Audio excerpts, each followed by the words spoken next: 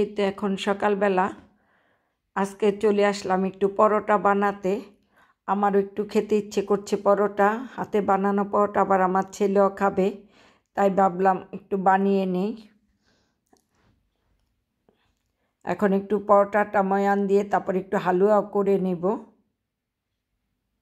এখন একটু হালুয়া বানাবো, আমার ছেলেরও পছন্দ আমারও পছন্দ। হালুয়াটা অল্প পরিমাণে বানাবো, কারণ বাসায় কেউ নেই, আমি আর আমার ছেলে, খুবই অল্প পরিমাণে, এই জন্য বানাবো।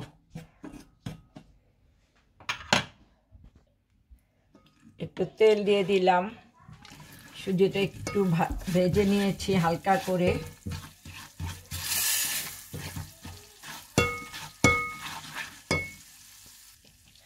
একটা তেজপাতা, 2টা এলাচি দিয়ে দিলাম, পানি দিয়ে দিলাম।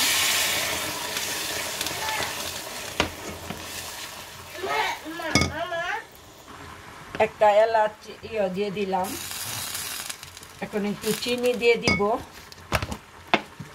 এখানে আমি ব্রাউন সুগারটা ইউজ করব, লাল চিনিটা। এই তো যেহেতু আমি একটু মিষ্টিটা অ্যাভয়েড করতে চাই, তাই একটু ব্রাউন সুগারটাই দিব।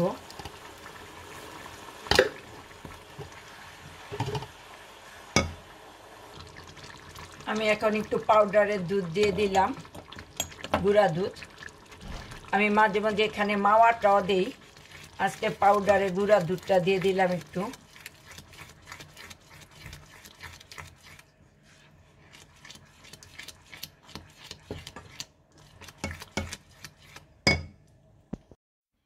এখন একটু ঘি দিয়ে দিচ্ছি হালুয়াটাতে।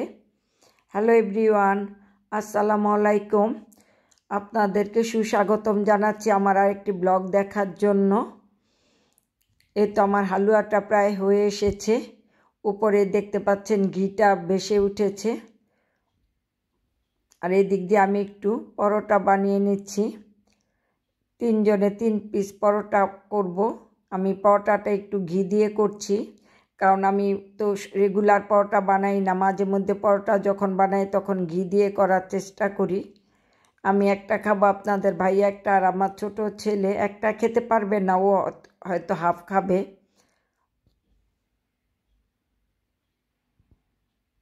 এই তো নাস্তা বানানো শেষ, টেবিলে নিয়ে আসলাম, এখন আমরা খাবো।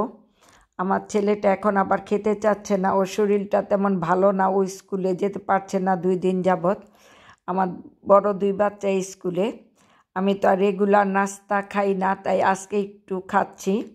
আজকে দুপুরে আপনাদের সাথে একটা দারুণ রেসিপি শেয়ার করব। উত্তরবঙ্গের রংপুরের একটা ইউটিউবার, ফেমাস একজন ইউটিউবার ফাহিম ভাইয়া রেসিপিতে দেখেছি কালকে রাতে।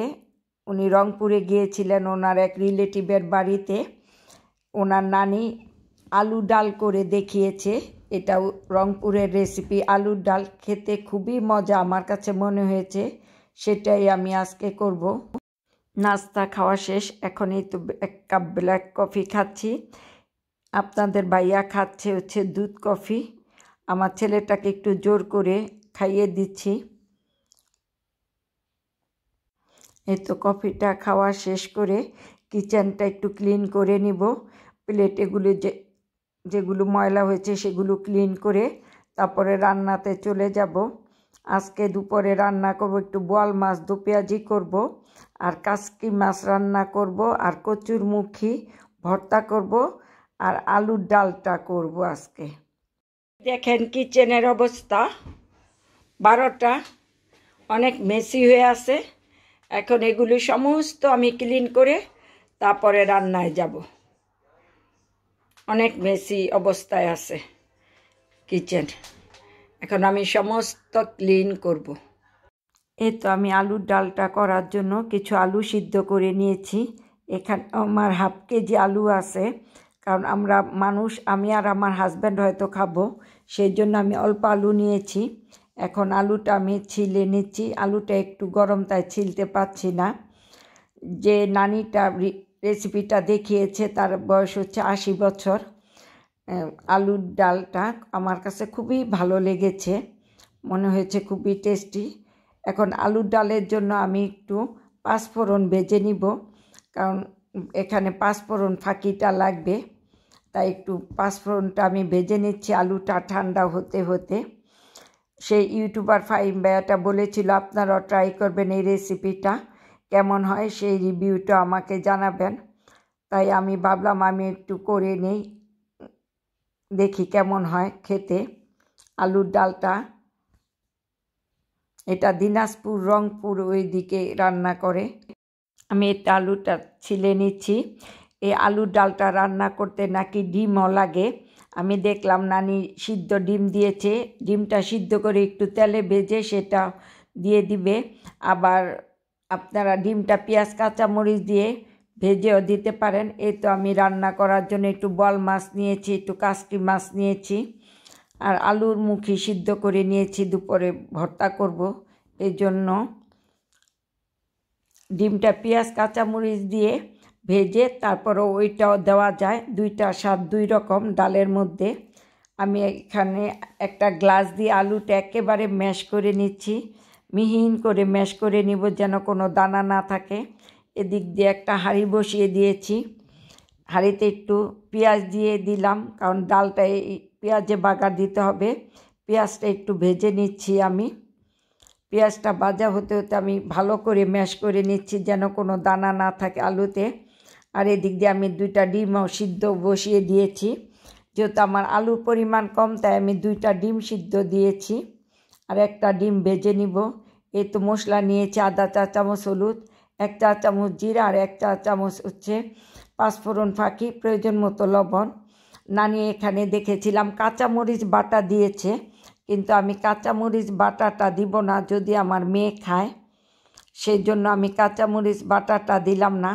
আপনাদের যদি পছন্দ হয় ঝাল খেতে চান তাহলে আপনারা সেক্ষেত্রে দিয়ে খাবেন, কাঁচামরিচটা বেটে দিয়ে দিবেন। আমি একটু শুকনা মরিচ দিব বাগারের সময়। আর একটা ডিম আমি পেঁয়াজ কাঁচামরিচ দিয়ে ভেজে নিব। এতে আমি একটু পানি দিয়ে দিলাম, একেবারে ডালের মতো করে নিব।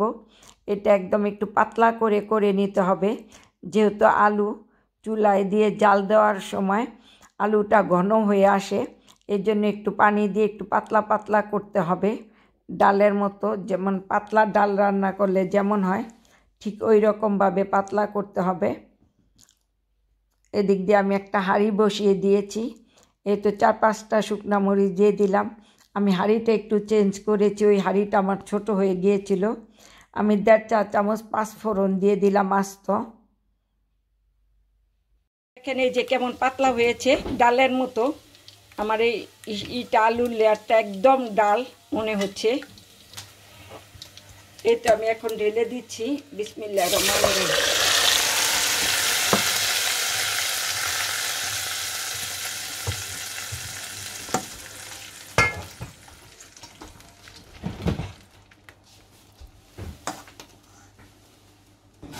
আমার লবণটা মনে হচ্ছে আর একটু লাগবে, দেখে নি। লবণটা আর একটু লাগবে, একটু লবণ দিয়ে দিলাম। এই তো ডিমটা ভেজে নিয়েছি, এখন দিয়ে দিচ্ছি। তারপর ডিম সিদ্ধটা দিব। বিসমিল্লাহ। একটু ধনিয়া পাতা কুচি দিতে হবে।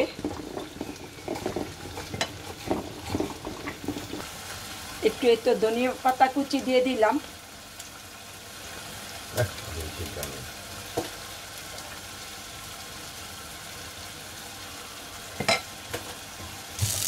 এই তো আমি ডিমটা একটু সিদ্ধ ডিমটা ভেজে নিয়েছি, আমার ডিমটা একটু ভেঙে গিয়েছে, দিয়ে দিলাম। এখন আমি একটু পরে নামিয়ে ফেলবো। এদিকে আমি একটু কাসকি মাছটা বসিয়ে দিয়েছি, এখন বোয়াল মাছটা রান্না করব। বোয়াল মাছটা দুপিয়াজি করে ফেললাম। এই দুপিয়াজিটা আমার চ্যানেলে আছে, এভাবে দুপিয়াজি করলে খেতে খুবই টেস্ট লাগে। এখন একটু ঢেকে দিব টমেটোটা গলার জন্য।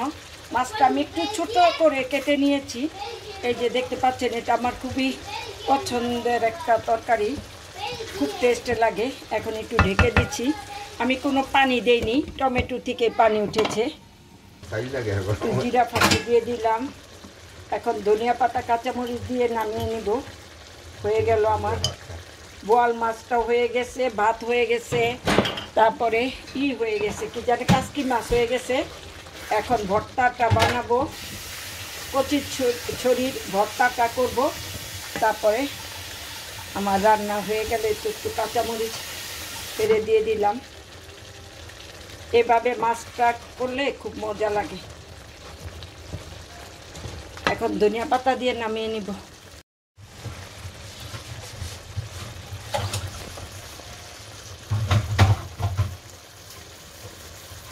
রান্না হয়ে গেল বোয়াল মাছ দো পেঁয়াজি, আর এটা কি জানি কচু ভর্তা, কচুর মুখী ভর্তা। আর এই তো উত্তরবঙ্গের আলুর ডাল, কাসকি মাছ, আর ছোট্ট হাঁড়িতে অল্প পরিমাণে ভাত, কারণ আজকে যদিও আমরা একটু ভাত খাবো তারপর অল্প খাবো। এই তো আমার রান্নার শেষ। এখন কিচেনটা গুছিয়ে খাবো, খেয়ে আপনাদেরকে রিভিউ দিব যে কেমন হয়েছে আলুর ডাল, উত্তরবঙ্গের নানির বানানো আলুর ডাল।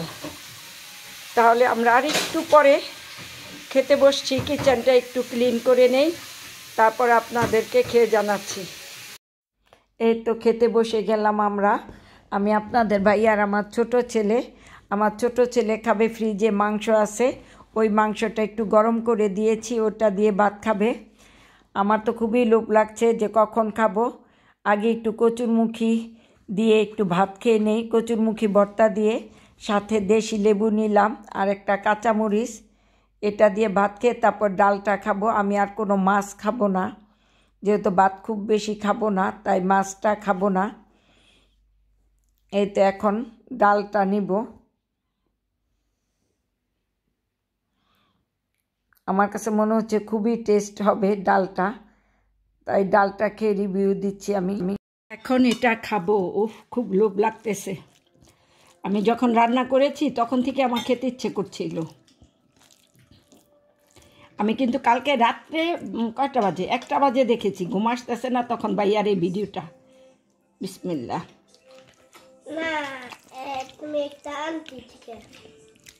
আসলে অসাধারণ। এখন একটু ডিম দিয়ে খেয়ে বলতেছি, ভাজা ডিমটা দিয়ে খাবো, ওই ডিমটা দিয়েও খাবো।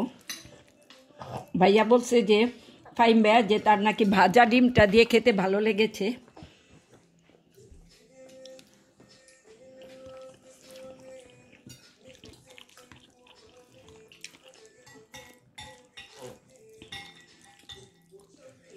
আসলে খুবই অসাধারণ, খুবই আনকমন একটা খাবার।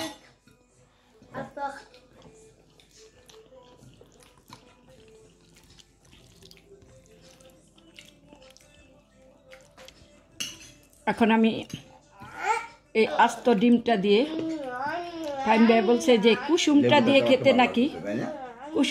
খেতে নাকি মজা, সাথে একটু লেবু নিয়ে নেই তাহলে তো আরো মজা লাগবে। না বাবা, কাঁচামরিচ নাই, এটা ঝাল নাই, একটা ডিম। আচ্ছা দিচ্ছি, দাঁড়াও।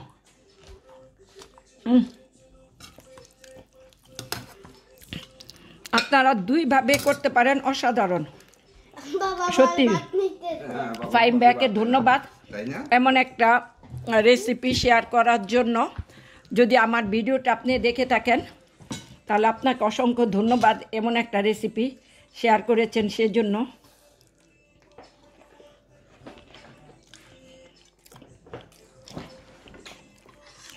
অসাধারণ, সত্যি অসাধারণ। কুসুমটা দিয়ে একটু ভেঙে খেয়ে দেখেন। আমি তো 2টা ডিম দিলাম, কারণ ভেবেছি আমি আর আপনাদের ভাইয়া খাবো, এই জন্য 2টা ডিম দিয়েছি, বেশি দেইনি। এটা যে কোনো অকেশনে আপনারা বাসায় যখন গেট টুগেদার হয়, গেস্ট আসে, তখন আপনারা এই খাবারটা করতে পারেন।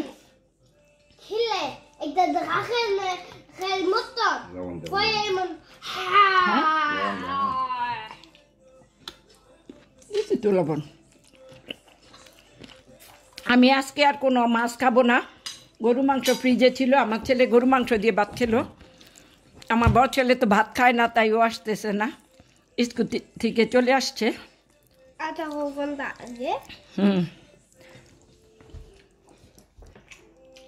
বাবা আপনার কি দিব? বাদাম আপনারা অবশ্যই বাসায় ট্রাই করবেন। আরেকদিন করবো আলুর ঘাটি, ওইটা মনে হয় ই দিয়ে করতে হয়, মাছ দিয়া, মাছ দিয়ে। এটা আমি একবার দেখেছিলাম, আমি একদিন আলুর ঘাটিটাও করব। আপনারা বাসায় করে দেখবেন, সত্যি অসাধারণ খেতে। বাবা তুমি একটু ডিম খাবে, খেতে খুবই অসাধারণ। আপনারা বাসায় ট্রাই করবেন। তাহলে আজকে এখানেই শেষ করছি, খাওয়া দাওয়া করি আমরা।